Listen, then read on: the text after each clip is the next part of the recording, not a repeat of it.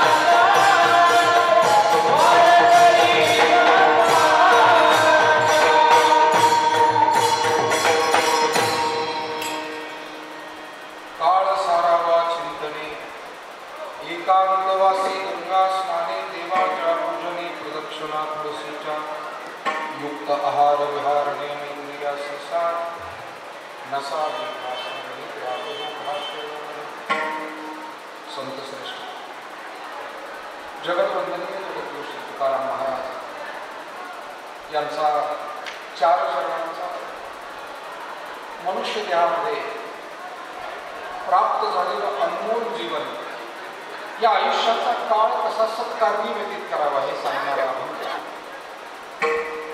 प्राप्त झालेल्या जीवनामध्ये आरोग्य सांभाळून साधना कशी करावी हे सांगणारा हा अभंग या जीवनामध्ये परमार्थ रूपी धन जोडून ईश्वरापर्यंत आपण पोहोचावं हेही मार्गदर्शन या अभंगात आणि जीवनातील दुःखाचा निराश करण्यासाठी देह तादात्म्य सोडावं हे मार्गदर्शन करणारा हा अभंग आहे.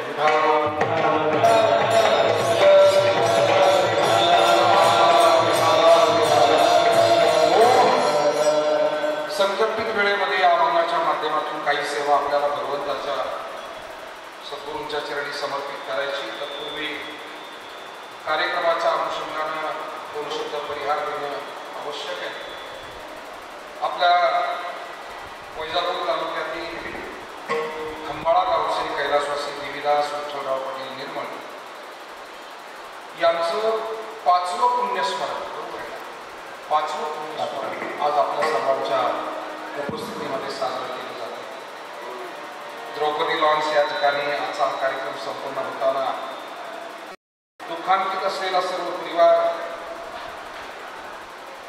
कैलासवासी देवीदास पाटील यांच्या धर्मपत्नी गंगा भागीरथी मंगलबाई देवीदास पाटील निर्मळ त्यांचे बंधू आणि या परिवाराचे मार्गदर्शक श्री तुळशीदास विठ्ठलराव पाटील निर्मळ,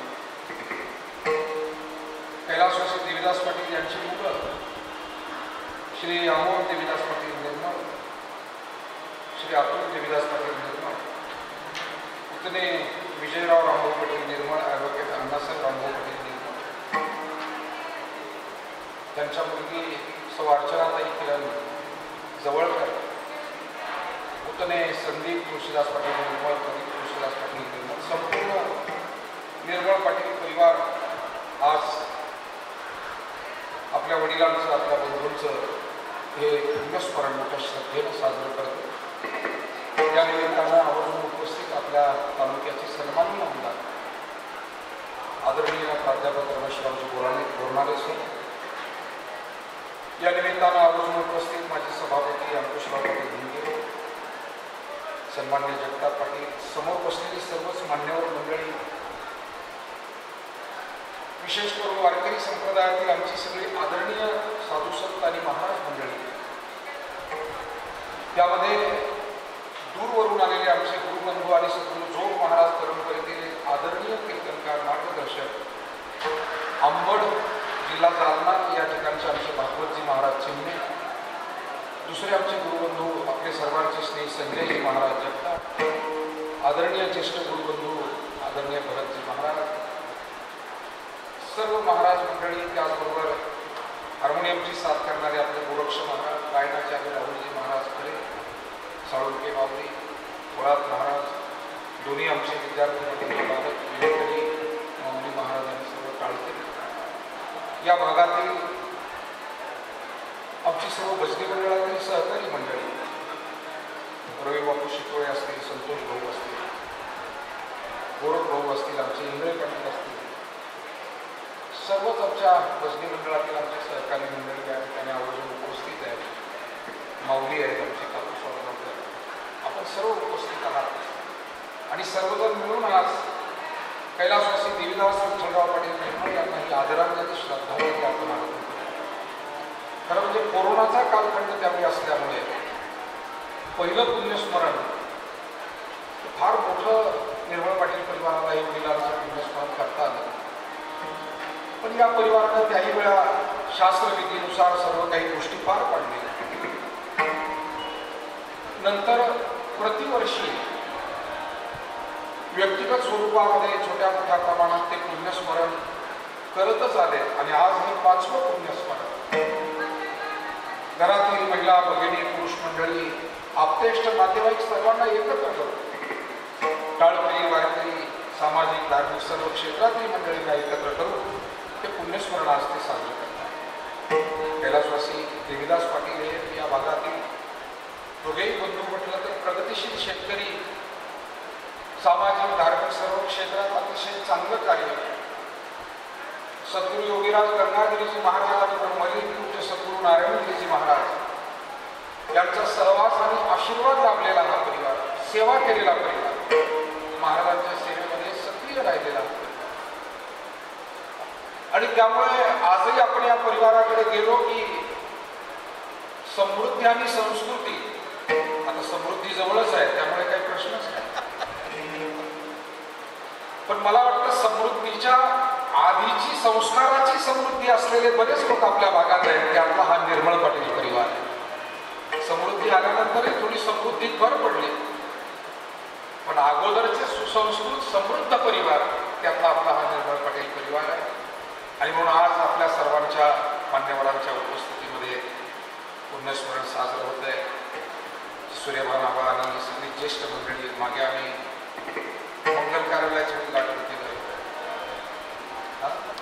सागर पाटील, हा मोठा कार्यक्रम झाला, त्रिभुवन पाटील आहे, सगळी मंडळी. या निमित्तानं अभंग जो घेतला आहे तो अत्यंत महत्वपूर्ण अशा स्वरूपाचा.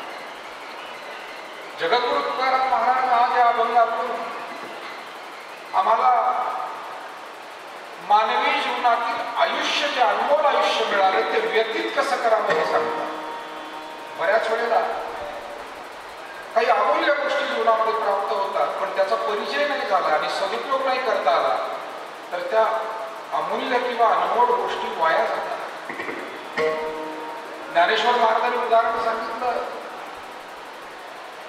रानामध्ये शेळ्या मेंढ्या चालणारा शेतकरी गरीब माणूस, त्याला परीस सापडला.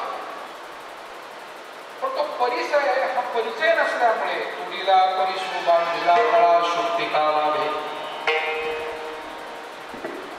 आवडत्या शेळीच्या गळ्यात तो परीस त्याला बांधला. थोड्या वेळाने जरा चमकणारी गारबोट सापडली आणि मग तो पहिला जो परीस बांधला होता तो त्याला तोडून फेकून दिला शेळीच्या गळ्यातून आणि दुसरी गारबोट बांधली.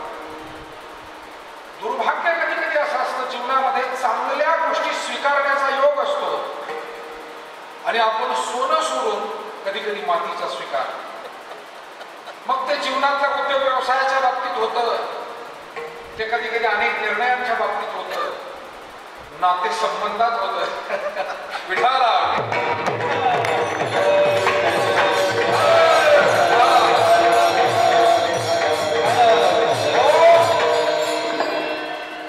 ज्या माणसाला पारख नाही ते सोनं सोडून देतात, पण सोन्याची पारख तर पाहिजे ना. सोन्याची पारख नाही अशी माणसांचा परिचय करू शकत नाही. वस्तूचा, व्यक्तीचा, घडणाऱ्या परिस्थितीचा विचार करू शकत नाही. आणि म्हणून कदाचित इतर वस्तूंची पारख करण्यामध्ये आपण चुकलो तर फार नुकसान होणार नाही. एखादी शेती चांगली आहे म्हणून घेतली, ती जरा नापीक निघाली, थोडंफार नुकसान होतं. एखादी वस्तू चांगली म्हणून घेतली, ती खराब निघाली, थोडंफार नुकसान होईल. पण जे आयुष्य मिळालं, कारण या वस्तू पुन्हा घेता येतात. बऱ्याच गोष्टी पुन्हा सुभाषितकारांनी लक्षात आणून दिलं. पुनर्मित्रम पुनर्वित्तम पुनर्भार्या पुनर्मही एतत् सर्वं पुनर्लभ्यं न शरीरं पुनः पुनः. थोडं पेस करून अनेक गोष्टी पुन्हा मिळवता येते, पण न शरीरं पुन्हा पुन्हा. शरीर पुन्हा नाही. आता मागुता येईल फेरा, येतो न घडया नगरा, म्हणे तुमया बंधू भाव धरा, ओळखी नाही तरी सार अघोरागा. मागुता हाची जन्म पावसी, भोगिले सुख दुःख जाणसी, घेतो न घडे रे सायासी, कार्यांध होसी जाणून या, लक्ष 84 न चुके फेरा. महाराजांनी किती अभंगांमध्ये मार्गदर्शन करून ठेवलं. हा जन्म पुन्हा नाही आहे. आणि मग सांगा बरं, जन्मामध्ये मिळालेलं आयुष्य सुद्धा मोजकं आहे आणि प्रत्येकाचं वेगवेगळ्या स्वरूपाचं आहे. साधारण कलियुगामध्ये 100 वर्षाच्या आसपास आयुष्य मानवाला परमेश्वराने दिले. मग कोणी 10-5 वर्ष अधिक जगेल, कोणी त्यापेक्षा कमी. काहींना 60-70 मध्ये जावं लागेल, काहींना अगदी उमेदीच्या काळात जावं लागेल. विठाला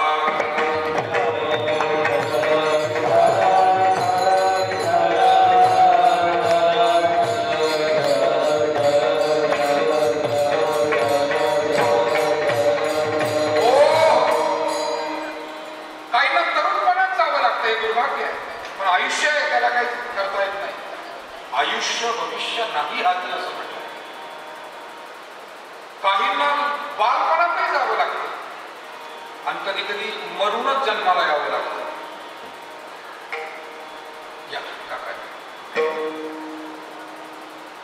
आपल्या संभाजीनगर जिल्ह्याच्या आणि वैजापूर तालुक्याचे ज्येष्ठ नेते आदरणीय भाऊसाहेब काका ठोंबरे पाटील उपस्थित झाले, त्यांनाही मी धन्यवाद.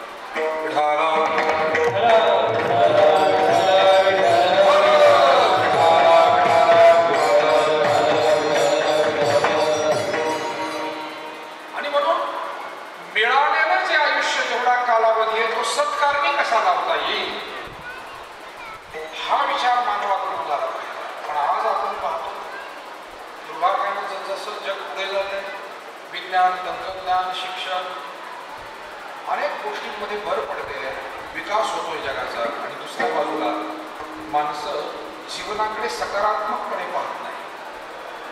सोपं सांगू का, आज जगामध्ये बहुतांशी असे लोक आहेत, सर्व आहे असं मी म्हणत नाही, पण बहुतांशी नव्या पिढीमध्ये असे लोक आहेत ज्यांना स्वतःची कदर नाही आणि दुसऱ्याची कदर नाही, दुसऱ्याचा आदरही नाही, कदर नाही आणि स्वतःची कदर नाही. त्यामुळे गाड्या चालवताना असेल, व्यसन करताना असेल, भांडणतंडे करताना असेल, वाईट संगतीत जाताना असेल, वाईट कामामध्ये स्वतःला अडकवून घेताना असेल, काही कदरच नाही. काय होईल ते होईल अशा पद्धतीचा बेदरकारपणा, पण तो परवडणारा नाहीये. कारण इथे नियती कुणाला माफ करत नाही. फार मोठे आपण कोणीतरी आहोत आणि म्हणून आपण जर नियम मोडले, वाहतुकीचे नियम मोडले, आता एकदा नियतीचा फेरा जर आला तर आपण चुकणार आहे का त्याच्यात? म्हणून मला वाटतं तुकाराम महाराजांनी जे 450 वर्षापूर्वी, कारण महाराजांना जाऊन आता 375 वर्ष याच वर्षी पूर्ण झाले तुकोबारायांच्या वैकुंठ गमनाला, आणि 450 वर्षापूर्वीचे लिखित त्यांचे सर्व अभंग आहेत.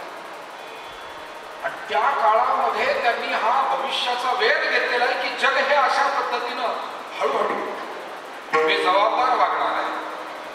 नात्यांची किंमत कमी होईल, जीवनाची किंमत कमी होईल. फक्त मौज मजा चंगळवाद याला उधाण येईल. आणि अशा वेळेला या समुदायाला सन्मार्ग दाखवण्याचं काम हे ग्रंथ करतील, संत विचार करतील, हे महाराजांना त्यावेळी माहिती होते. माझ्यासारख्या वारकऱ्याला तर वाटतं सर इथून पुढच्या काळात आता विज्ञानाचे नवीन शोध नाही लागले तरी चालते, कारण जे लागले ते चांगल्यासाठी लावले. शास्त्रज्ञांनी जे बिचाऱ्यांनी परिश्रम घेतले, यंत्रतंत्राचा शोध, विमानाचा शोध, मोबाईलचा शोध, इंटरनेटचा शोध, अनेक शोध लागले. जग कितीतरी सुखी झालं, पण हे जग त्याचा सदुपयोग करण्यापेक्षा दुरुपयोगच जास्त करत आहे. मोबाईलच्या माध्यमातून तुमचं काम तुम्ही केलं पाहिजे का हातातलं काम सोडून मोबाईल घेऊन बसलं पाहिजे? मोबाईल मधून काम करा, तुमचा उद्योग व्यवसाय वाढवा. तुमचे ऑफिस काम करत असाल आणि करतात ना चांगली माणसं आपल्यासारखी पुष्कळ, त्याचा सदुपयोग करतात. काही जण शेतीचं काम सोडून देतात. काही दुकानात आता असे दुकानदार बसले, आधुनिक दुकानदार, गिराहिकाकडे पाहत नाही, ते व्हॉट्सअप पाहतात. आता लक्ष्मी त्याच्या मुस्कळात नाही मारणार का येऊन? लक्ष्मी लक्ष्मी लक्ष्मीसाठी करतो ना माणूस हे सगळं. पण जर त्याला ही लाज नसेल, त्याला ही शरम नसेल तिथे बसणाराला की आलेला ग्राहक हा देव असतो, त्याच्याशी माणुसकीनं बोललं पाहिजे. घरी आलेल्या पाहुण्याशी जर शेतकऱ्याची पोरं बोलत नसतील, दुकानात आलेल्या ग्राहकाशी दुकानदार बोलत नसेल, ऑफिसात गेलेल्या माणसाशी जर तिथला कर्मचारी सगळेच जर त्याच्यात गुंतले असतील. काल तरी एक गमतीशीरच फोटो पाहिला. एका महाराजांच्या हातात जखमाळ होती, ह्या हातात मोबाईल होता. म्हणजे महाराज सुद्धा त्याच्यातून सुटलेले नाही. तुमच्यावरच टीका कुठपर्यंत करायची?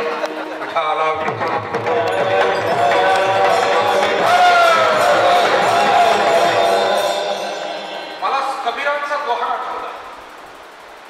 कबीरांचा दोहा असा की चिडिया चावल ले चली बीच में मिली दाल, चिडिया दो दो न बने एक ले एक डाल. महाराज नेहमी सांगायचे. चिमणीनं चोचीमध्ये तांदळाचा दाणा घेतला, चिडिया चावल ले चली, मध्ये डाळ दिसली. तिला वाटलं ही डाळ घ्यावी. डाळ घ्यायला गेली तर तांदूळ पडला, तांदूळ घ्यायला गेली डाळ पडली. तसं मला त्या महाराजांना जाऊन कधीतरी सांगायचं, वृंदावनचे होते, की तुम्ही एक तर मोबाईल खाली ठेवा आणि तेवढा वेळ जपमाळ जपा, नंतर जपमाळ खाली ठेवून द्या. हे सोम कशाला? ही पिसळ हातामध्ये, इकडे मोबाईल आहे हातामध्ये.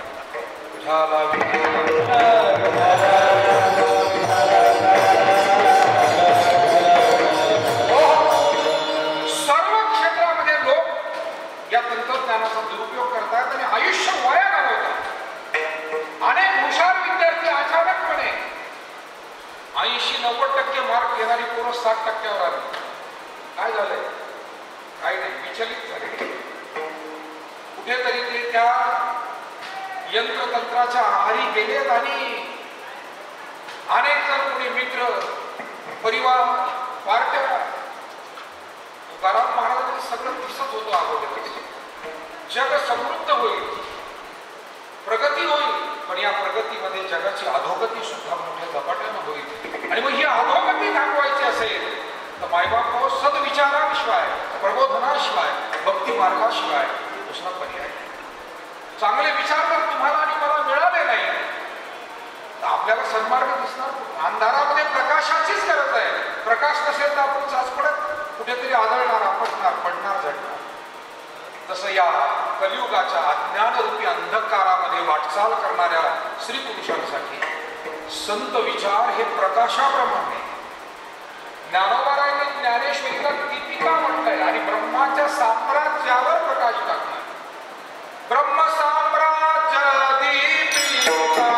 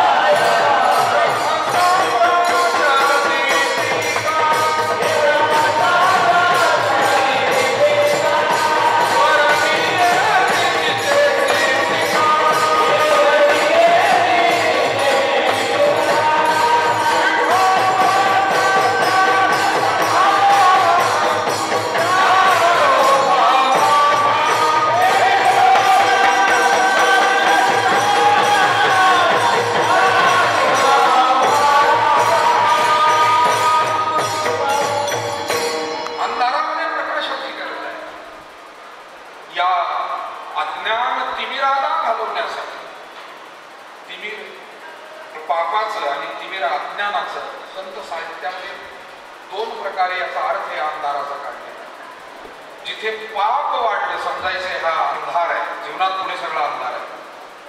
आणि जिथे अज्ञानच वाढत गेलं कुटुंबामध्ये समजायचे पुढे सगळं अंधकार. आणि मग या अंधारातूनही अशा तुमच्या माझ्यासारख्या जनसामान्याला मार्ग दाखवण्याचे काम ज्ञानेश्वरी करते, गाथा करतात. सर्व संतांचे विचार आम्हाला मार्ग दाखवतात, सन्मार्ग दाखवतात. जगद्गुरु तुकाराम महाराज याच तळमळीनं आजच्या अभंगातून मार्गदर्शन करतात की बाबांनो, प्राप्त झालेलं जे आयुष्य आहे ते किती अनमोल आहे. महाराजांनी काही तुलना आपल्याकडे ठेवली. म्हणाले स्वर्गामध्ये जाऊन ज्यांनी देवपद प्राप्त केलं, इंद्रादी देव स्वर्गामध्ये गेले, त्यांच्यापेक्षाही मनुष्य जीवन हे श्रेष्ठ आहे. नाहीतरी बऱ्याच वेळेला माणसाला बाहेर गेल्यावर आपल्या भागाची, आपल्या घराची, आपल्या कुटुंबाची आणि गावाची किंमत कळते. बाहेर गेल्यावर कळते. माणूस खर्च करून फिरायला जातो आणि फिरायला गेल्यावर म्हणतो आपल्या भागासारखा भाग नाही, आपल्या माणसासारखी माणसं नाही, आपल्या घरासारखं. लाख लाख रुपये खर्च करून फिरून येणारी माणसं घरी आले जरा पिठलं भाकरी, बाजरीची भाकरी, पिठलं, ठेचा, कांदा, आपलं अस्सल शेतकऱ्याचं जेवण जेवले ते म्हणतात काय वा एवढे आचारी होते, एवढे पदार्थ होते, पण आज जे समाधान झालं ते काय झालं नाही. तुका म्हणे फिरे भोवंडीने दमचिरे. तसं स्वर्गात गेलेला देवाला तिथे गेला एवढं कळलं. अरे रे म्हणे देव होण्यात काही मजा नाही. आलो आपण पुण्य केलं. जैशी शतमक संपत्ती स्वर्गीची आहे. मख म्हणजे यज्ञ, शत म्हणजे 100. 100 यज्ञाचं पुण्य अर्जित केलं की स्वर्ग मिळतो. गेले स्वर्गामध्ये, पाहिलं तर काही नाही. अत्यंत नश्वर अशा स्वरूपाचे ते सगळे भोग आहे. ज्याचा वीट येतो असं ते जीवन आहे. आणि अवीट अशी भक्ती, अवीट असं हे पुण्य साधन हे मात्र वृत्ती लोकात आहे. म्हणून तुकोबाराय म्हणतात मनुष्य जीवन एवढं श्रेष्ठ आहे की त्या स्वर्गात त्यांना इथं यावं वाटतं. इहलोकीचा हा देह देवैचिता ती पाहि, धन्य मी जन्मालो दास विठोबाचे झालो. स्वर्गीचे अमर इच्छिता ती देव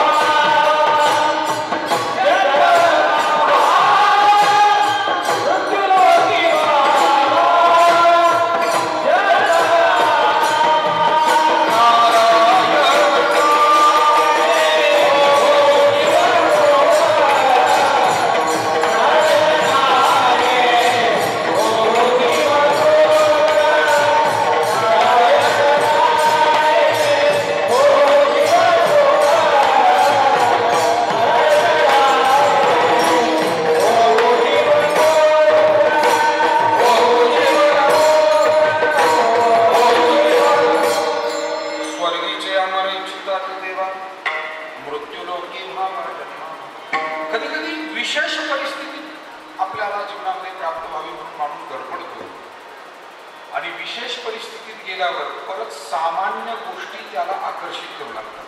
आज जग याच स्थितीला येऊन पोहोचले. राहणीमान उंचावलंय, खानपान कितीतरी प्रगत झालंय, सगळ्या गोष्टी झाल्या, पण माणसं आता पुन्हा साधी भाकरी आणि भाजी मागतात. 5 स्टार हॉटेलामध्ये जाऊन भाकरी भाजी माणूस मागतो. शहरातली माणसं गावरान गाईचं दूध मागतात. ऑर्गॅनिक भाजीपाला जो आपल्याकडे परंपरेनं पिकवत होता तो मागतात. मोठे मोठे लोक, मी असं ऐकलं की मोठे उद्योजक अंबानी सारखे ते मातीच्या भांड्यात शिजवलेलं अन्न खातात. मातीच्या भांड्यात. पूर्वी आपल्या तवल्याच होत्या सगळ्या. दूध तापायला तवली, भाजीला तवली, वस्तू ठेवायला मडके, गाडगे. हा संसार होता सगळा शेतकऱ्याचा तुमच्या आमच्या घरात. हा नियम आहे मायबाप जगाचा. हा गोल पूर्ण होत असतो. तो गोल पूर्ण होताना आता त्या वरच्या बिंदूपर्यंत आपण येऊन पोहोचलोय आणि आता तिथून पुन्हा योग्य पद्धतीनं आपल्याला पूर्वपदावर यावं लागेल तर सुख आहे, अन्यथा सुख नाही. आणि म्हणून आपल्याला आधुनिकता आणि आध्यात्मिकता याचा संगमाच्या काळामध्ये घालणं फार मोठी प्रत्येक कुटुंबाची आणि प्रत्येक स्त्री पुरुषांची गरज निर्माण झालेली आहे. सांगण्याचा मतितार्थ, स्वर्गात गेलेल्या देवांना स्वर्गीचे अमर इच्छिता ती देवा. त्यांना तिथे गेल्यावर कळलं की नाही नाही नाही, म्हणाले अरे माणसाचं जीवन खरं आहे. थोडं सोपं सांगतो, का बरं माणसाचं जीवन देवांना विशेष वाटतं? म्हणाले मनुष्याला सेवा करता येते. स्वर्गात गेलेल्या देवाला सेवा करण्याचा योग नाहीये. तिथे आई वडिलांची सेवा, गोरगरीब गरजूंची सेवा, आडला नडला जनसामान्याची सेवा आणि सेवेचं समाधान हे सेवा करणाऱ्या आपल्यासारख्या स्त्री पुरुषांना माहिती असतं. आपण एखादं आडलं नडलं काम करतो, गरजूच्या उपयोगी पडतो, त्यावेळेला आपल्याला जे समाधान मिळतं ते पैशात मोजता येण्यासारखं नाही. ते पैशात मोजता येत नाही. म्हणून सेवा मनुष्य जीवनात करता येते. बरं, भजन भक्ती स्वर्गात टाळ नाही, पकवाज नाही, ज्ञानेश्वरी नाही, गाथा नाही, दिंडी नाही, सप्ताह नाही, पारायण नाही. स्वर्गामध्ये फक्त रंभा, उर्वशी आणि महाराजांच्या भाषेत तबला, डगडान, बरोबर आहे नारायण महाराज म्हणायचे, सुंदरी उंदरी तबला डगडा. बरोबर आहे, तुमच्या ध्यानात असतीलच हे सगळे शब्द. विठाला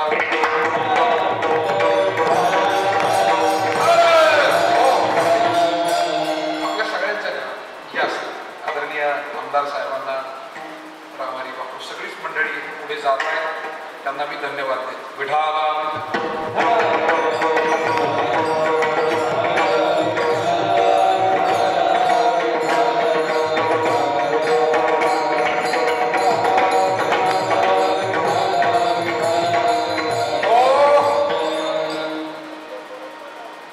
नाच गाणं आणि बाकीचा सगळा धिंगाणा स्वर्ग असला म्हणून काय झालं?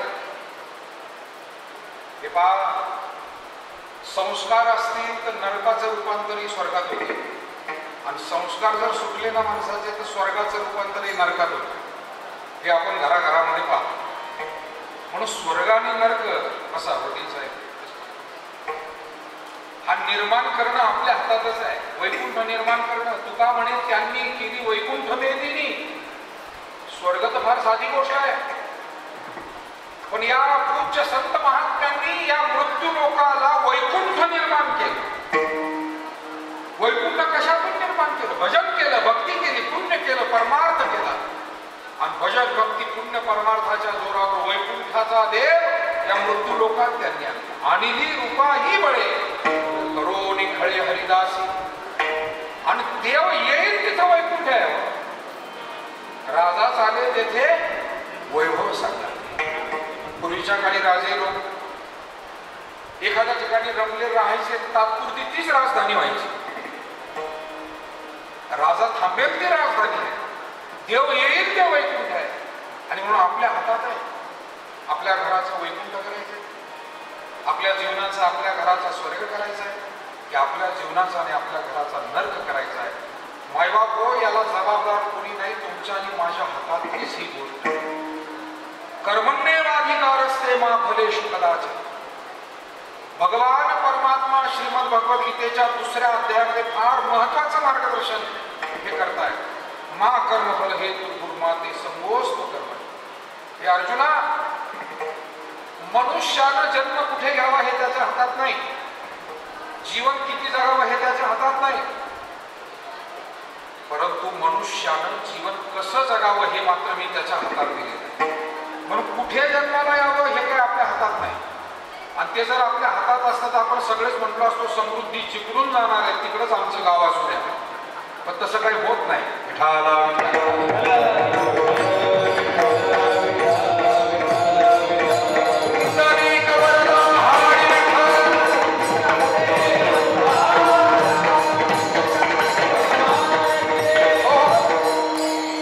जन्माला कुठे यावं, कोणत्या भागात, प्रांतात, जाती कुळात हे आपल्या हातात नाही, आणि त्याला महत्वही नाही फार।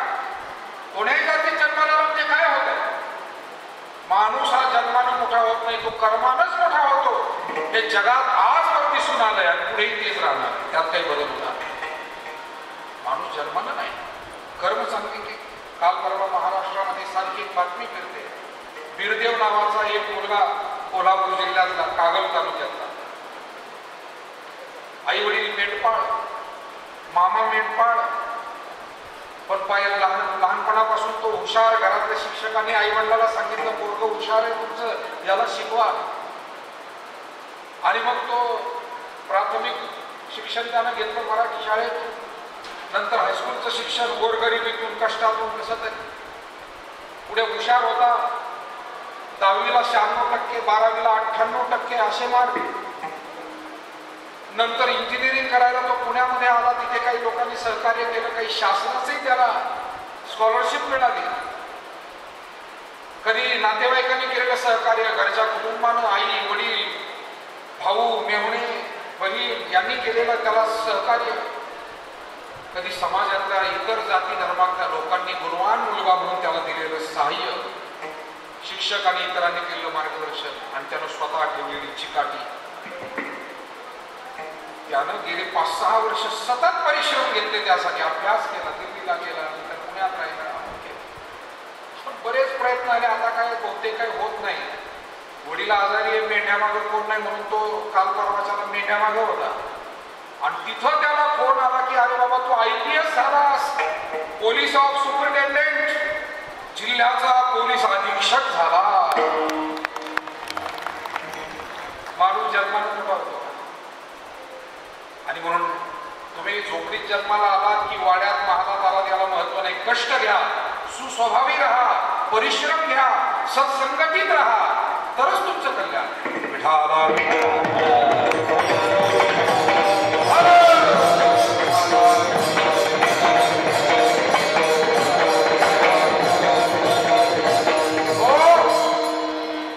अनेक परिवारांनी आपले संस्कार सांभाळले म्हणून त्यांची वाटचाल। आज आपण निर्मळ पाटील परिवाराकडे कार्यक्रमाला आहोत सर्वजण, या परिवाराचाही हा आदर्श आहे। पिढ्यानपिढ्या या परिवाराने संस्कार सांभाळले, परिश्रम केले, लक्ष घालून प्रपंच करतायत, भावनेनं परमार्थ करतायत, नाते संबंध माणुसकी आपुलकी सांभाळतायत, आणि त्याचा परिणाम म्हणून एवढ्या मोठ्या संख्येनं 5वं पुण्यस्मरण आहे। कोरोनाच्या काळात त्यावेळी कार्यक्रम बंद होते, करता आलं नाही, पण आज 5व्या पुण्यस्मरणाला माता भगिनी मान्यवर स्त्री पुरुष पाहुणे सर्व आपण उपस्थित आहात। आणि म्हणून मला वाटतं येणाऱ्या काळामध्ये आपण दागिने सांभाळतो, पाकिट सांभाळतो, पैसे सांभाळतो, कागदपत्र सांभाळतो, नाही सांभाळलंच पाहिजे, तुम्ही आम्ही सगळ्यांनी सांभाळलं पाहिजे। गाडी सांभाळतो, एक जणांना तर नवी गाडी घेतली म्हणजे चला आपल्याला बेटावर जाऊन यायचं दर्शनाला, नाही म्हणलं खराब होईल, त्याचं टायर खराब होईल। माणसं फार सांभाळतात, तुम्हाला सांगतो। एक जणांना छत्री घेतली आणि नेमकं दुकानातून बाहेर आला, अल्पश्रावण पाऊस पडायला लागला, त्यानं उपरणं घेतलं आणि छत्रीला गुंडाळलं आणि बगलत लागलं, आणि भिजत भिजत भिजत घरी आला। शेजारी त्याचे कोण भाऊ होते, ते म्हणजे अरे तुला काही कळत का नाही, छत्री घेतली तू आणि भिजत घरी आला, तो म्हणलं मग छत्री खराब होईल ना, ती ओली होईल। माणसं सांभाळतात, फार सांभाळतात, पण सांभाळणारे सुद्धा एक दिवस सगळं सोडूनच जातात, हे ध्यानात ठेवा। काहींनी स्वतःच्या वर्गाने सुद्धा दिल्या नाही, इतकं सांभाळतात। वर्षानुवर्ष सत्य होत आहेत गावात, कधी कोंबड्यात घातले नाही, कधी वर्गणी दिली नाही, पण त्यांना सुद्धा सगळं ठेवूनच जातं. शेवटी काही आशीर्वाद आणि पुण्य आपण सोबत घेऊन जाणार आहोत की नाही. चला, मला हे सांगायचं आहे मुद्दा, आपण वस्तू सांभाळतो, संपत्ती सांभाळतो, पण मला वाटतं जे परिवार आपला संस्कार आणि परमार्थ सांभाळतील, या दोन गोष्टी सांभाळतील, त्याच परिवाराच्या पुढच्या पिढ्या सुखी होतील. नुसत्या जमिनी सांभाळून चालणार नाही, पैसा टका सांभाळून चालणार नाही, गाड्या घोड्या सांभाळून चालणार नाही. ते उपयोगाची साधनं आहेत, त्याचा वापर करत राहा, पण सांभाळायचं तर घरामध्ये ज्ञानेश्वरी असू द्या, गाथा असू द्या. घरात एकादशी धरणारा जोपर्यंत शेवटचा माणूस आहे ना, तोपर्यंत त्या घरात सुख आहे. ज्या दिवशी एकादशी धरणारा एकही राहिला नाही, त्या दिवशी तुम्हाला बोंबलतच फिरावं लागेल. इकडं अंगारा, तिकडं गड्डा घाल, इकडं तोडा घाल. सुख राहिलं कुठं त्या घरामध्ये? सुख कुठं आहे? त्या शोध्या. तुम्ही कमी झाले आहे. या वैष्णवांचे घरी, या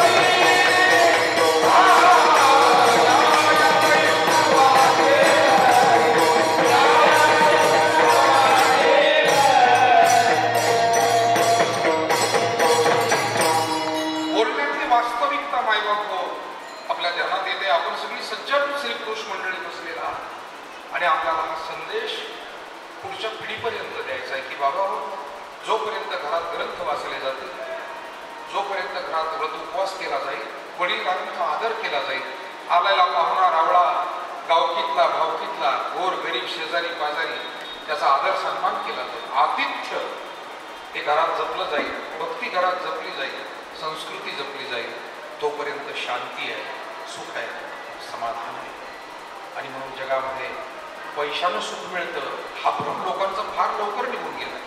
आता तो राहिलेला नाही. पैसा लागतो जगायला, पैशाशिवाय काम हलत नाही. पेट्रोल पंपावर गेला तर त्याला सांगितलं एक अभंग म्हणून दाखवतो. ते म्हणतील महाराज दिवसभर इथं पेट्रोल टाकायला उभे राहा. अभंगावर नाही पेट्रोल, पैसे लागतात. मलाही मान्य आहे, व्यवहार सोडून बोलता येत नाही. पैशाला सुख कुठं मिळत आहे? पैशाला फक्त वस्तू मिळतात, सुविधा मिळतात. पैशानं सुख नाही. सुख हे सेवेनं मिळतं, सुख हे साधनेनं मिळतं, आणि ती साधन, ती सेवा आपल्या जीवनामध्ये घडत राहणं. म्हणून फक्त प्रपंचाच्या कामासाठी जर आयुष्य आपण घालवलं तर ते वाया गेलं असं समजावं लागेल. कारण फक्त सुविधाच मिळवल्या, मग सुख मात्र मिळवायचं राहून गेलं. आणि म्हणून अशा वेळेला तुकोबाराय सांगतात, बाबांनो आयुष्य फार अनमोल आहे. या आयुष्यामध्ये घडेल तेवढा परमार्थ करा, नामस्मरण करा, सेवा करा, पुण्य अर्जित करा. आणि त्यासाठी आयुष्यातला मिळालेला काळ हा प्रपंच करत असताना जेवढा जेवढा सेवेत व्यतीत करता येईल, त्या काय काय सेवा करता येतील त्याची उदाहरणं अभंगाच्या पहिल्या चरणात.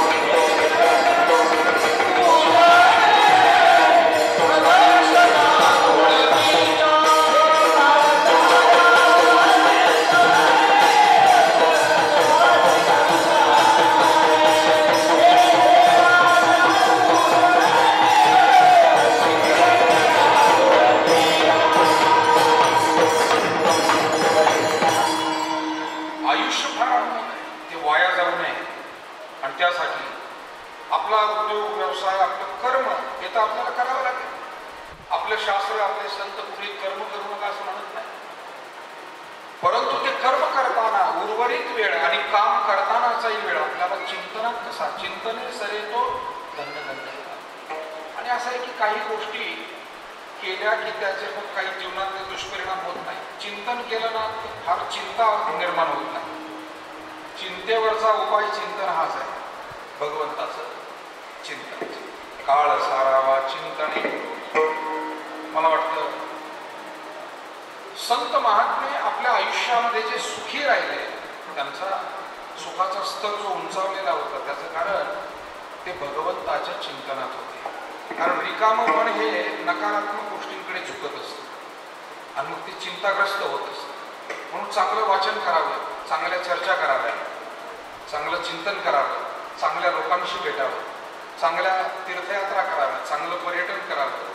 मन प्रसन्न राहण्याची सगळी साधन आहे. पण याच्यातून काय या मनाला मोकळीक दिली, चांगल्याऐवजी वाईट विषयाकडे त्याला नेलं की ते चिंताग्रस्त झाल्याशिवाय राहत नाही. काळ सारावा चिंतने एकांतवासी. जीवनामध्ये जसा लोक सहभाग आणि लोक समुदायामध्ये जाणं महत्वाचं आहे, तसं काही वेळ आपण स्वतःला देणं एकांतवास सुद्धा महत्वाचं आहे. एकांतामध्ये मनुष्य जेवढं आत्मचिंतन करतो तेवढं तो अन्य वेळेला करू शकत नाही. म्हणून तुम्ही पहा, ज्या ज्या वेळेला 10-20 मिनिट, तास, अर्धा तास आपल्याला एकट्याला मिळेल त्यावेळेला मनुष्य चिंतन करतो की काय बरोबर आहे, काय चूक आहे. लोकांमध्ये गेलं ना मनुष्य लोकांच्या चुका पाहत राहतो, पण एकांतात बसला ना त्याला स्वतःच्या चुका अशा स्पष्ट दिसू लागतात. पुढे स्पष्ट थोडा मन दर्पण कहला आहे, भले भले सारे कर्मों को देखे और दिखाए. मन हाच आरसा होतो आणि मग आपण केलेलं भलं, आपण केलेलं बुरं हे मन आपल्याला त्यावेळी, कारण मनाशी संवाद होतो ना एकांतात. मन आणि बुद्धीचा संवाद होतो एकांतामध्ये. आणि या दोघांचं बोलणं सुरू झालं पण लोकांमध्ये काय, याचं असं चुकलं, त्याचं तसं चुकलं, याच्याकडून हे राहून गेलं. लोकांच्या चुका आपण भरपूर काढतो. म्हणून एकांतामध्ये दोन गोष्टी होतात. या एकांतामध्ये आपल्या स्वतःकडनं काय राहून गेलं तेही स्मरणात येतं आणि आपल्याला भविष्यामध्ये काय करणं उचित आहे याचाही प्रत्यय आपल्याला आल्याशिवाय राहत नाही. तुकोबाराय म्हणाले, आम्ही भंडारा डोंगरावरती रामचंद्र गोरडेश्वरावरती गेलो की मनाशी संवाद व्हायचा, निसर्गात बसणं व्हायचं. वृक्षवल्ली आभा सोयरी वनचरे, वृक्षवल्ली आभा सोयरी वनचरे, पक्षी सुस्वरे आळवीती, वृक्षवल्ली आम्हा सोयरी. या अभंगाचं शेवटचं चरण आहे, येणे सुखे रुचे एकांताचा वास, नाही गुणदोष अंगाये.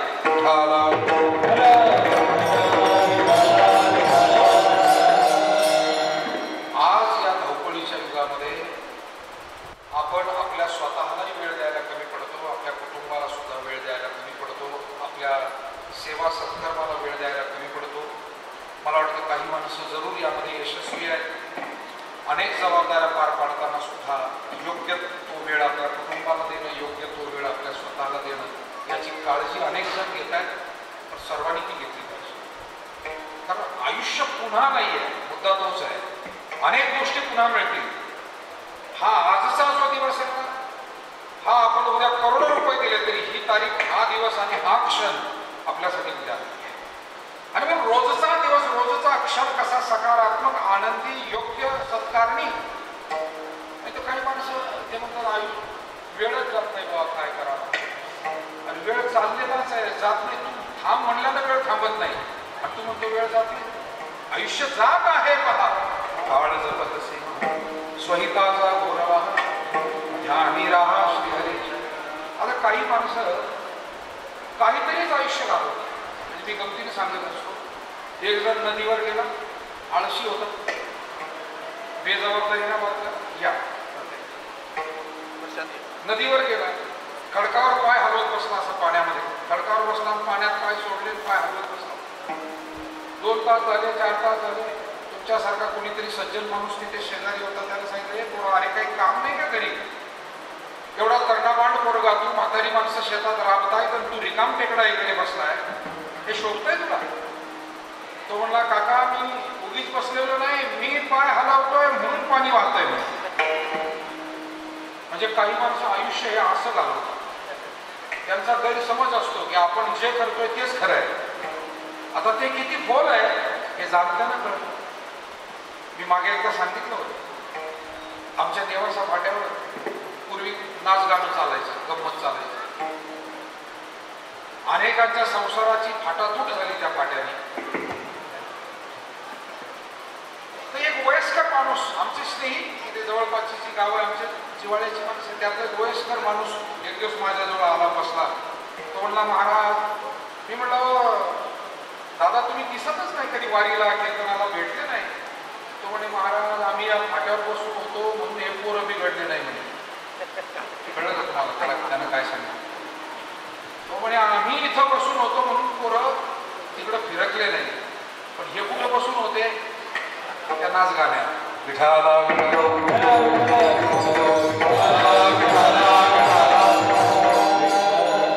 माणसं स्वतःच्या चुकाचं समर्थन जर असं करायला लागले, अरे पोरांचं आयुष्य त्यांनी निश्चितपणे चांगलं केलं असेल किंवा कोणाचं एखाद्याचं वाईट झालं, पण तुझं आयुष्य वाया गेलंय का दादा? हे आयुष्य तुला पुन्हा जमेल का? ज्ञानेश्वर माऊलीची ज्ञानेश्वरी जिथे जन्माला आली, त्या ज्ञानेश्वरीच्या जन्मस्थानाच्या जवळ तू जन्माला येऊन जर कधी माऊलीच्या दर्शनाला गेला नसेल, कधी साधू संतांकडे गेला नसेल, तुझ्या आयुष्याचा उपयोग काय झाला? आणि म्हणून काळ सारावा चिंतन, एकांतवासी, गंगा स्नाने, गंगा स्नान, देवाच्या पूजने, देवदेवतांचं पूजन करा, तुळशीची प्रदक्षिणा. अर्थात हे काही प्रातिनिधिक सेवा, अशा ज्या ज्या काही पवित्र उचित सेवा आहे त्याची सवय आपल्याला जीवनामध्ये असावी. तुकोबाराय म्हणतात, याच्यातूनच आपल्या जीवनाचं सार्थक होईल. त्याचबरोबर आयुष्य मोजकं आहे आणि ते उत्तम रीतीने जगण्यासाठी शरीर फार महत्वाचं आहे. महाराज म्हणतात, जसं आयुष्यातला वेळ महत्वाचा आहे तसं शरीर संपदाही महत्वाची.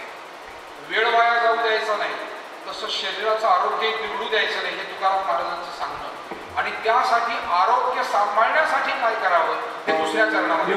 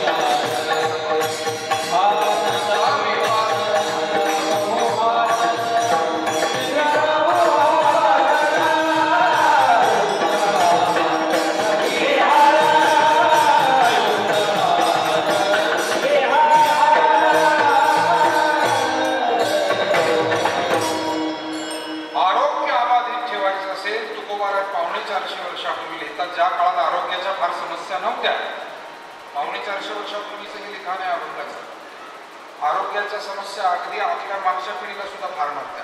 आतापर्यंत 30-40 वर्षापर्यंत मागे जर गेलो तर आरोग्य ठणठणीत होतं. फार क्वचित एखाद दुसरा माणूस कधी आजारी पडायचा आणि तोही साध्या उपायाने बरा व्हायचा, कारण प्रतिकारशक्ती चांगली होती, खानपान चांगलं. पण महाराज त्या काळी लिहितात आरोग्याचं महत्त्व.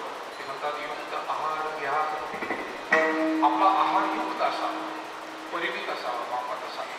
छत्रपती शिवरायांच्या चरित्रामध्ये असं म्हणतात की महाराज ते अत्यंत मोजकं जेवत होते असं त्यांच्या चरित्रकारांनी आणि काही अभ्यासकांनी लिहून ठेवले. म्हणजे त्या काळात सुद्धा आरोग्याकडे पाहण्याची दृष्टी त्यांच्या या मोठ्या माणसांकडे होती. तुकोबाला सुद्धा लिहितात युक्त आहार, युक्त म्हणजे जेवढा लागतो तेवढा. आमचे कीर्तनकार मित्र होते साबीरबाई, ते गमतीनं म्हणायचे, गमतीनं ते म्हणायचे मला माझी काय तब्येत बरी नाही. आम्ही म्हणायचो चला जेवायला. नाही नाही माझी काय तब्येत बरी नाही, काय 2-4 चपात्या, एखादी वाटी भात, एखादी प्लेट शिरा, बस झालं म्हणे, तेवढंच बस झालं. त्याला काही युक्त आहार म्हणायचं, त्याला युक्त आहार म्हणताय. मला असं वाटतं ज्याची त्याची क्षमता वेगळी असते. कोणाचं एका भाकरीत आटोपेल, कोणाला 2 टाकतो, पण अतिरेक करू नये. आपल्या भुकेचं जे आहे ते जरूर आपण घ्यावं. पण अलीकडच्या काळात आरोग्याच्या एवढ्या समस्या वाढल्या की आग्रह करणं, अतिरेक करणं, आता ते दिवस राहिले. आमचे सगळे गुरुबंधू इथं बसलेले आहेत. भरतजी महाराज आहे, संजयजी महाराज, आमचे लक्ष्मण महाराज पुढे बसले. नारायणगिरीजी महाराज एक गोष्ट सांगायचे, एक अनुभव सांगायचे. म्हणजे पंढरपुरामध्ये ब्राह्मण भोजन महाराज सांगायचे, आपण ऐकलं. आणि द्वादशी सोडायला ब्राह्मण भोजन. एका मोठ्या माणसाची पंगत, उदार माणूस तुमच्यासारखा, ज्यानं पुरणपोळीचं जेवण ठेवलं सगळ्या वारकऱ्यांना, आलेल्या गुरुजींना, ब्राह्मणांना, सगळ्या भाविकांना. आणि त्याच्यात त्यांनी काय केलं, जेवण होत आलं सांगितले, पा जो कोणी एक पोळी घेईल त्याला ₹100 दक्षिणा म्हणे माझी. लागले ना काही जण चढाओढीला. महाराज म्हणले दिवस उन्हाळ्याचे होते, आमरस होता, पुरणपोळ्या होत्या, तूप होतं, वाढणारा बिचारा, वाढणारे उदार होते, खाऊ घालणाराही चांगला मोठ्या मनाचा होता, पण खाणाऱ्यांनी धोरण ठेवायला पाहिजे होतं ना म्हणे. एक जणाला ताटावरच अटॅक आला, खाणाऱ्यांनो सावधान. तेव्हा चढाओढीचे दिवस राहिलेले नाही. आपण युक्त आहार, आपला आहार हा योग्य असावा, युक्त असावा, आवश्यक तितकाच असावा. आणि मग युक्त आहार, विहार, फिरणं हिंडणं, यालाही एक मर्यादा. आज अति प्रवास याच्यातून होणारे आजार आणि नाईलाज आहे. अनेक प्रोफेशन्स असे आहेत, प्रवास हा करावाच लागतो, नाईलाज आहे. पण प्रवास हा सुद्धा, म्हणजे एका ठिकाणी सुभाषितकार म्हणाले की प्रवासी असणं म्हणजे जिवंतपणी मेल्यासारखंच आहे. दरिद्रो व्याधितो मुक्तः प्रवासी नित्य सेवक, जीवितोपि मृतः पंच व्यासेन परिकीर्तिता, अशी सुरुवात आहे श्लोकाची. जीवितोपि मृतो पंच व्यासेन परिकीर्तिता. कोण कोण 5 जण आहेत जे जिवंत असून मेल्यासारखे आहेत. सतत दारिद्र्य ज्याच्या वाट्यात, दरिद्रो. व्याधीच दुखणंच बरं होत नाही, व्याधी तो. मूर्ख अज्ञानी आहे, म्हणजे काहीच कळत नाही, आपल्याला काही कळत नाही, हेही ज्याला कळत नाही त्याला काय म्हणावं. एक जणाचा स्वरच लागत नव्हता तरी तो म्हणायचा मी लई मोठा गायक आहे, याला काय म्हणावं, मूर्ख. विठाला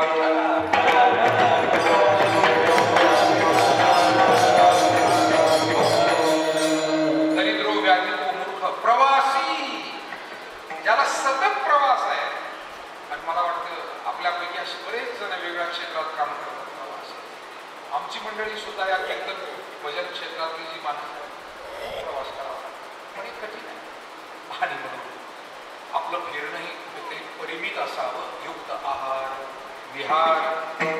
आपल्या शरीराला, इंद्रियाला आणि दिनचर्येला काही नियम असावे. आणि आजही जी माणसं थोडेसे नियम पाळतात त्याचा फायदा होतोच. उठण्याचा एक नियम असावा, स्नानाचा एक नियम असावा, देवपूजेचा नियम असेल, फिरण्याचा नियम असेल, काही व्यायामाचे, योगा प्राणायाम करण्याचे नियम असतील, काही आपले वाचनाचे नियम असतील, देवदर्शनाचे नियम असतील. जे जे काही चांगले नियम आहेत ते खूप पॉझिटिव्ह ऊर्जा आपल्याला देतात. ते न दिसणारं धन आहे, पण ते त्या नियमातून मिळतं. नित्य नेम नामी ते प्राणी दुर्लभ, लक्ष्मी वल्लभ तया जगळे. आणि म्हणून नेम इंद्रियासी साथ, नसावी वासना निग्राम भाषण. पुष्कळाचा विषय आहे, मी त्याच्या विस्तारात जात नाही. झोप सुद्धा अति घेऊ नये महाराज म्हणाले. झोप मापात असावी. 6 तास 7 तास, काही लोक म्हणतात 8. ज्याला विचारायला भाग्याने मिळत असेल त्यानं घ्यावी 8 तास, काही हरकत नाही. पण किमान 6 तास तरी झोप प्रत्येकाला असली पाहिजे. पण अति झोपू नये. आमचे कीर्तनकार मंडळी सांगतात म्हणे, एक बाई साहेब शेतकऱ्याची बायको, ती माहेरी जायला निघाली. सकाळी सकाळी एस टी होती, बस गाडी. नवरा झोपलेला होता. तिने सांगितलं, अहो उठा, किती वेळ, मला एस टी आता लेकरांना घेऊन मी निघाले, माहेरी जागरण गोंधळाचा कार्यक्रम आहे, मी उद्या दुपारपर्यंत येते, तुम्ही लवकर उठा, स्वयंपाक करून ठेवला, जनावरांना पाणी पाजा, आलोक करा, जमून करा, सांगून बाईसाहेब निघून गेले. पण याला झोपेची एवढी आवड होती. मूर्ख माणसं आपला वेळ हा व्यसनात तरी घालवतात, झोपेत तरी घालवतात, नाही तर भांडणात तरी घालवतात.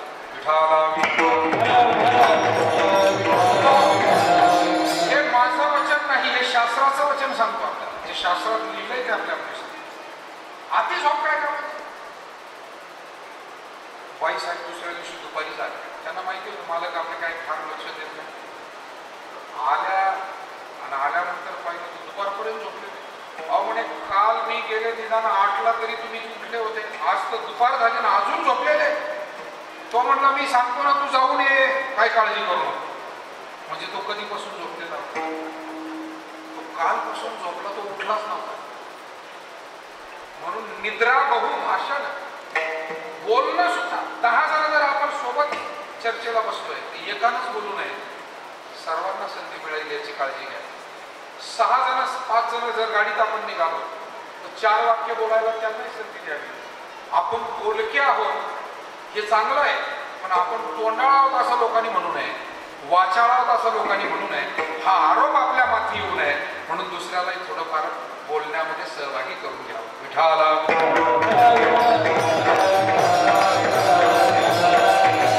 महाराज म्हणतात, हे जीवन यातून आपल्याला सुखी करता येईल. आणि या जीवनामध्ये आपण मिळवतो वैभव, शेती, वाडी, धन, संपत्ती. पण तुकोबाराय म्हणाले, या भौतिक संपत्ती बरोबर परमार्थ संपत्ती, परमार्थ धन आपल्याला मिळवावं लागेल, जे देवापर्यंत घेऊन जाते. अभंगाचं 3रं परमार्थ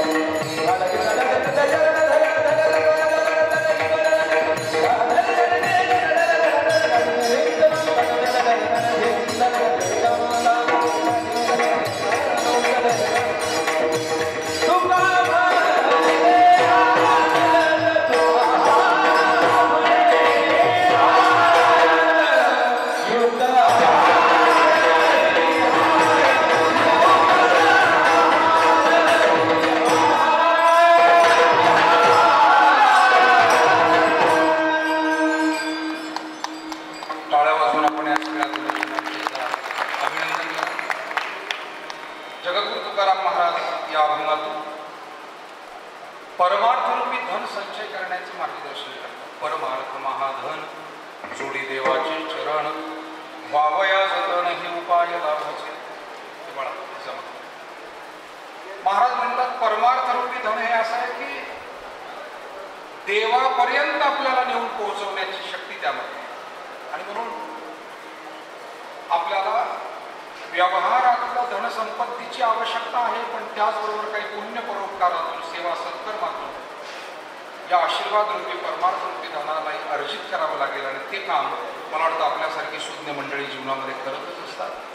तुकाराम महाराज सूचना करताना म्हणतात, या मनुष्य देहामध्ये जर आपल्याला सुखी आणि कृतार्थ जगायचं आहे आणि मृत्यूला सुद्धा हसत सामोरं जायचं आहे, तर त्यासाठी एक करावं लागेल, हा देह माझा नाही, ती परमेश्वराची आणि पंचतत्वाची देण आहे, म्हणून तो त्याला समर्पित करावा लागेल. देह समर्पिते देवा भार काही जण घ्यावा. फार महत्वाचे शब्द आहे बघा. आज काय झालं, जो भार घ्यायला पाहिजे तोही आपण घेतो आणि जो नको घ्यायला पाहिजे तोही आपण घेतो. ही जगातली सर्वात मोठी आजची समस्या आहे की माणसं डिस्टर्ब आहेत, निराश आहे, अत्यंत दडपणाखाली जगत आहे. कारण ज्या गोष्टीचा भार घ्यावा तो ठीक आहे ना, जबाबदारी आहे एखादी महत्वाची, पण नसलेल्याही गोष्टीचा जर आपण भार घेत नसतो, माणसं कशाचाही विचार करतात आणि कशाचाही भार घेतात. मला असं वाटतं आपण असं करता कामा नये.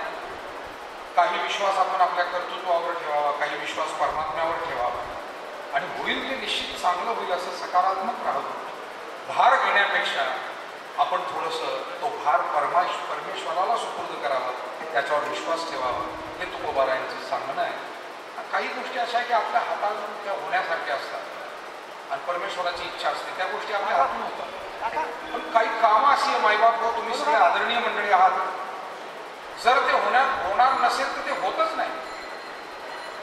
तुमच्या हाताने 25 मुलं तुम्ही सोयीला लावलेले असतात, पण कधी कधी घरातलं पोरगं सोयीला लागत नाही. काय करणार त्याचा स्वभाव विचित्र असतो, ऐकत नाही, अमुक नाही, दमुक नाही. मग अशा वेळेला फार चिंता करत बसू नये, क्लेश करून घेऊ नये. शेवटी परमेश्वराची काय मर्जी असेल तो ते करेल, आपण आपलं चांगलं काम करत राहू, असं थोडंसं. आणि असे अनेक प्रश्न आहे, मी एका प्रश्नाला फक्त थोडंसं बोट लावलंय, असे अनेक प्रश्न आहेत तुमच्या आमच्या जीवनातले. आणि दूरचे प्रश्न त्रास देतच नसतात, प्रश्न हे जवळचे प्रश्न त्रास देत असतात.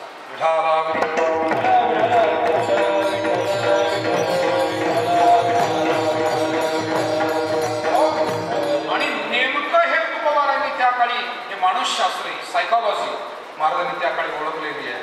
आणि ते थोडं तुम्हाला आणि मला थोडंसं निवांत करतायत, थोडंसं या भारातून मुक्त करतायत तुकोबारा. ते म्हणतात, देह समर्पिजे देवा भार काहीच न घ्यावा, होईल आघवा. तुका म्हणे आनंद ज्ञानेश्वर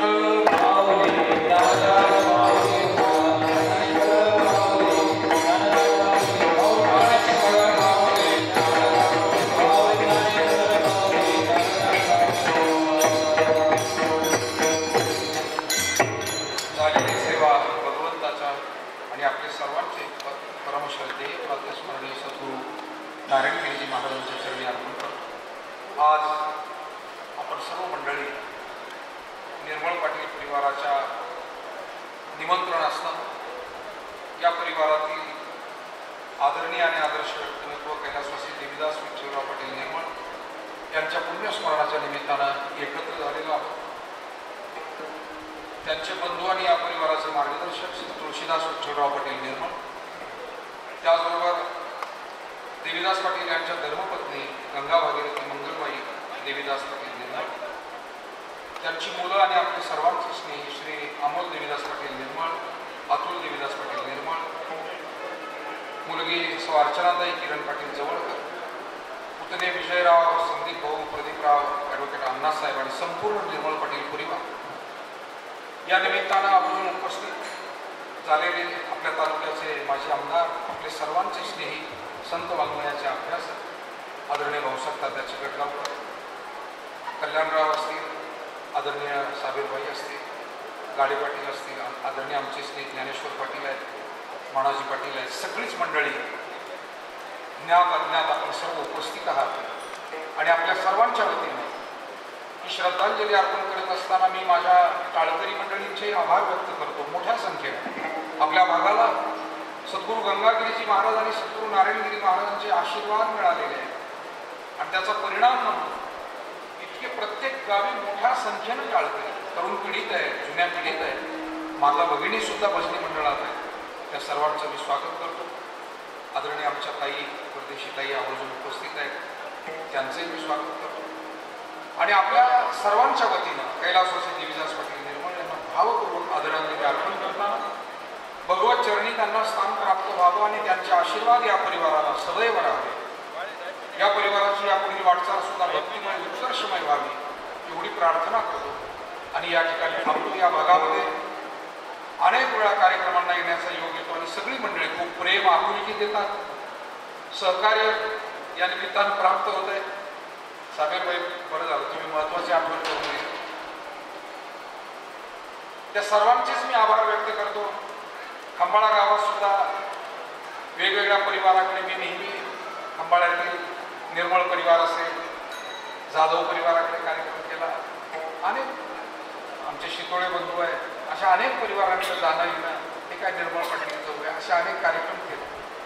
आत्ता किरणपूरला मोठे पाटलांकडे कार्यक्रम केला, त्यांनी अतिशय चांगला आदर स्वागत सत्कार केला, त्यांनाही मी धन्यवाद देतो. अनेक आमचे स्नेही या भागामध्ये मंडळी आहेत की ज्या सर्वांचं प्रेम सहकार्य आणि म्हणून सर्वांना धन्यवाद देताना एक निमंत्रण आग्रहाचं, श्री क्षेत्र नेवासा सद्गुरू नारायणगिरी महाराज आश्रम या ठिकाणी प्रतिवर्षाप्रमाणे वैशाख शुद्ध पंचमी ते द्वादशी म्हणजे दिनांक 2 मे 2025 ते 9 मे 2025 या कालावधीत अखंड हरिनाम सप्ताह व ग्रंथराज ज्ञानेश्वरी पारायण सोहळा अर्थात आपले सर्वांचे सद्गुरू ब्रह्मलीन नारायणगिरीजी महाराज यांच्या स्मृतिप्रित्यर्थ हा कार्यक्रम प्रतिवर्षी होतो. याही वर्षी तो कार्यक्रम आहे. आपण सगळे मान्यवर, सगळे माझ्यासमोर बसलेले आदरणीय भाविक, माता भगिनी, आमचे या परिवाराचे पाहुणे आहेत, मामा कोलारचे, अशी सगळी बरीच काही पाहुणे मंडळी सुद्धा आहे. सर्वांना हे निमंत्रण देतो. 2/5/2025 ते 9/5/2025 या कार्यक्रमाला आपण यावं. 100-125 मुलं वारकरी शिक्षण तिथे घेत आहेत. आपल्या वैजापूर तालुक्यातले जवळजवळ 35-40 मुलं त्या ठिकाणी शिक्षण घेत आहेत. साबेरबाई, आपण तिथे घेऊ ना, एवढी गडबड कशासाठी? आमचे गुरुबंधू आदरणीय साबेरबाई यांनी 51,000 रुपये या सप्ताहासाठी दिलेले आहेत. आणि खरं म्हणजे आपला हे सगळं नारायणगिरी महाराजांचंच वैभव आहे. ही अशी माणसं घडवण्याचं काम मला वाटतं महिला वस्तू आणता येतात, इमारती उभ्या करता येतात, पण माणसं घडवणं, कुटुंब घडवणं आणि पिढी घडवणं हे काम जे महाराजांनी केलं, इथे बसलेले